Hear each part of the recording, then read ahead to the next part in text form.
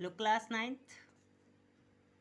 Today I am going to discuss concept of memory. तो first of all we should understand what is memory. Memory क्या होती है? तो memory is capacity to hold data. यानी कि memory क्या है कि जितनी कैपेसिटी क्या होती है डाटा को होल्ड करने की होती है वही मेमोरी है। यानी कि memory is the capacity to hold data instruction etcetera. ठीक है। और मेमोरी जो मेन मेमोरी होती है वो क्या होती है? जो मेन मेमोरी होती है वो टेम्परेरी होती है। Main memory is temporary store the program and data that being process. मतलब जो मेन मेमोरी होती है वो टेम्परेरी होती है। आगे है कि कंप्यूटर की मेमोरी ये दे रखी हैं जो मेन मेमोरी होती है। एक होती है RAM, second one is ROM and third one is CMOS memory. जो सीमॉस होता है उसके बारे में हम आगे डिस्कस करेंगे। उसके बाद दो तरह की मेमोरीज होती हैं।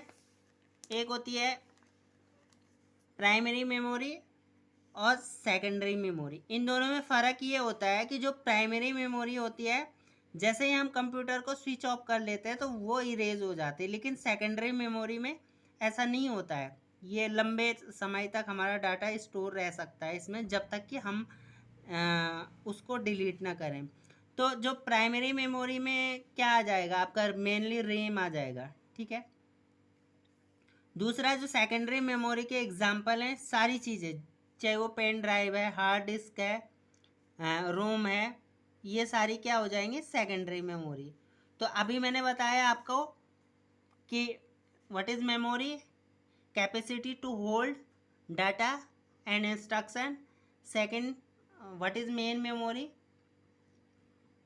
And what is primary memory and what is secondary memory. ठीक है। प्राइमरी मेमोरी को ही मेन मेमोरी कहते हैं और सेकेंड को एक्सिलरी मेमोरी कहते हैं। ठीक है। उसके बाद रोम के टाइप दे रखे हैं, P ROM, E P ROM और ई पी रोम। इनकी जो फुल फॉर्म है, पी रोम का क्या होता है, प्रोग्रामेबल रीड ओनली मेमोरी। ठीक है। फिर दे रखा है आपका E P R O M, erasable programmable read only memory. ठीक है। उसके बाद दे रखा है ई पी रोम, तो इसका होगा electrically erasable programmable read only memory. Next चीज आती है वॉइस। वॉइस का मतलब होता है बेसिक इनपुट आउटपुट सिस्टम। ठीक है। मतलब जो इनपुट है, इनपुट आउटपुट, इन तीनों चीज़ों पे हमारा सिस्टम वर्क करता है। इनपुट होगा, प्रोसेस होगा, देन आउटपुट होगा। ठीक है। ये इनपुट आउटपुट सिस्टम है। एक मेमोरी और होती है कैश मेमोरी कहते हैं।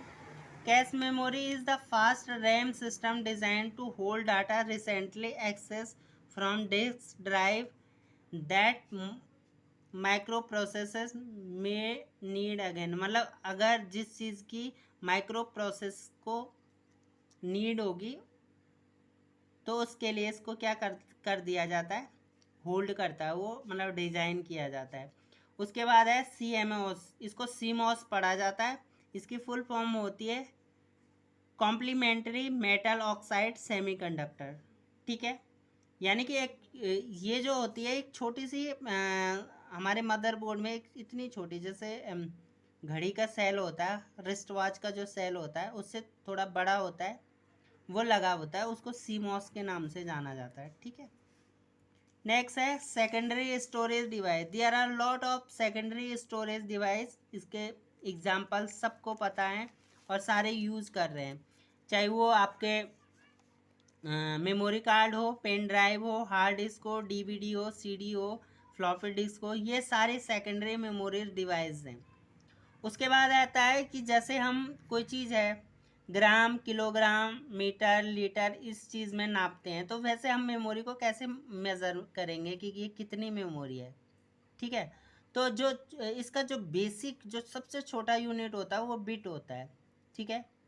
मतलब कलेक्शन ऑफ 8 बिट का बाइट बन जाएगा, यानी 8 बिट का जो कलेक्शन है वो बाइट हो जाएगा। एंड देन जो हमारा बाइट का आधा होगा उसको निबल बोलते हैं, यानी कि 4 बिट का एक निबल होगा। 1 बाइट 8 बिट के इक्वल होता है। अब जो किलो बाइट होता है फिर उसमें बाइट हो जाएगा, मतलब 1024। फिर इसके बाद मेगा बाइट आएगा, तो मेगा बाइट में किलो बाइट का 1024 हो जाएगा। उसके बाद देन जीगा बाइट, फिर टीबी यानी टेराबाइट। तो ये इसकी मेज़रमेंट है, यानी 1 GB 2 GB इस ढंग से हमारे जो भी है मेमोरी का मेज़रमेंट किया जाता है। तो इस वीडियो में इतना ही कराना था मुझे।